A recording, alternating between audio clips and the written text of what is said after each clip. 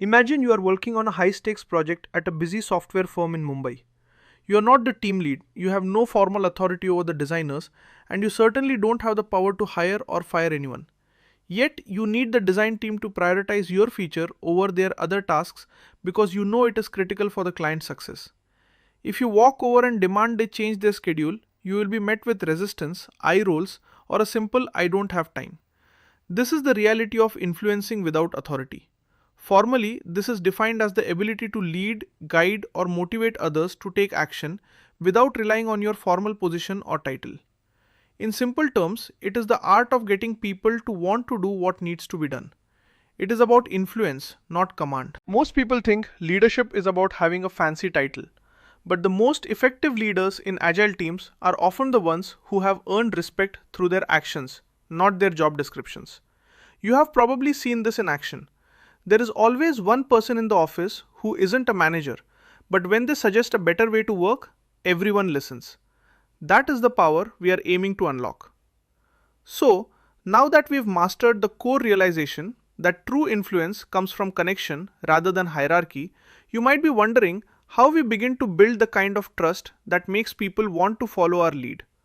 Well, that brings us right into our next step, which is the foundational importance of active empathy. Think about that same design team at the Mumbai firm. They aren't just lazy or difficult, they are likely overwhelmed, facing their own tight deadlines, and perhaps dealing with confusing instructions from other departments. If you approach them only when you need something, you are treated like a transaction. But if you take 10 minutes to genuinely understand their workload, you see that they are struggling with a tool that keeps crashing. When you step in to help them find a solution for that technical roadblock, without asking for anything in return, you have just opened the door to influence. Empathy, in a professional sense, is the capacity to understand and share the feelings and perspectives of others to improve collaboration. Simply put, it is seeing the world through their eyes. When you show someone that you care about their problems, they stop seeing you as another person demanding their time and start seeing you as a partner. It sounds simple, but it is the hardest thing to do in a busy office because we are all so focused on our own goals. When you lead with empathy, you are depositing in the trust bank. So, now that we've mastered how to build trust by genuinely understanding the struggles of our peers, you might be wondering how we can use that foundation to move toward a win-win situation.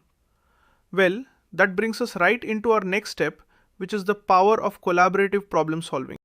Let's go back to your interaction with those designers.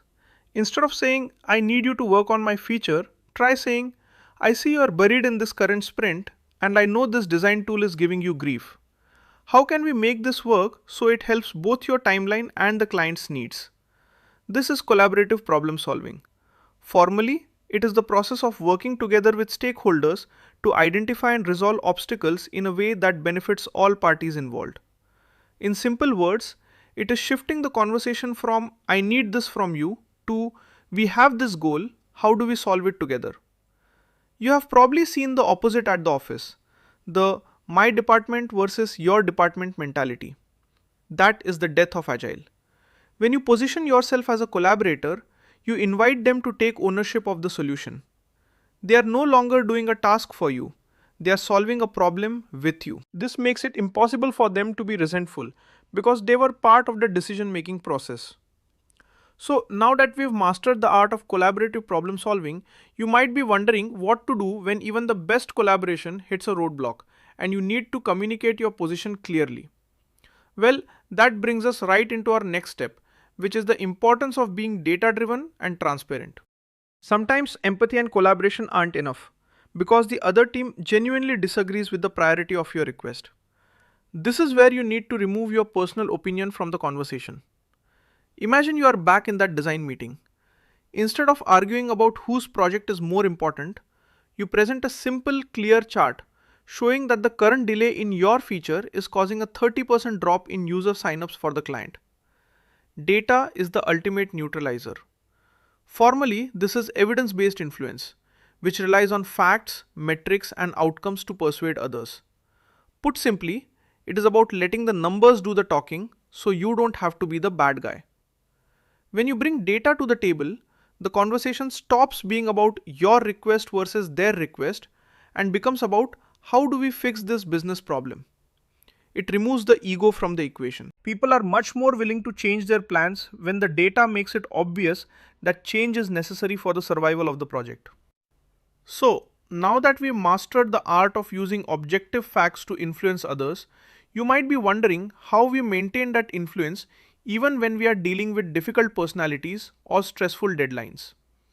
Well, that brings us right into our next step, which is the role of active listening and validating. There will be times when the person you are trying to influence is feeling defensive. They might feel like you are criticizing their work. In these moments, you need to use the power of validation. Think of a time you were truly frustrated at the office. Didn't you just want someone to look you in the eye and say, I hear you and I understand why you feel that way? That is validation. Technically, it is the process of acknowledging the other person's perspective without necessarily agreeing with their entire position. In simple terms, it means, I hear you. You have lightly seen how quickly a heated argument cools down the moment one person feels understood. When you validate someone, you lower their defenses.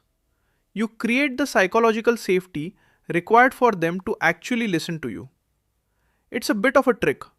The moment they feel heard, they become much more willing to hear your side. You are not surrendering, you are building a bridge so that your ideas can cross over into their mind.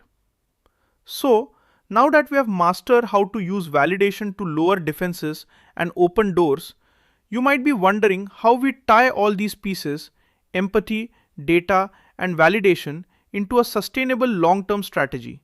Well, that brings us right into our next step, which is building a personal brand of reliability. Think about that person in your office whom everyone trusts. They don't have to shout to be heard. They don't have to push to get things done. They have built a reputation of reliability and integrity over months and years. This is your personal brand of influence. By definition, your personal brand is the sum of your professional behaviors and the consistency with which you deliver results. Simply put, it is the answer to the question, what is it like to work with you? When you are someone who keeps your word, admits when you are wrong, helps others without expecting immediate rewards, and stays calm under pressure, influence becomes your default state. You don't have to try to influence people anymore. They come to you for your opinion because they know you are looking out for the success of the whole team. Influencing without authority is not a set of hacks or tricks. It is a way of life in an agile organization. We have journeyed through empathy, collaboration, data-driven reasoning, and validation, all of which build the foundation for the most important asset you have, your integrity.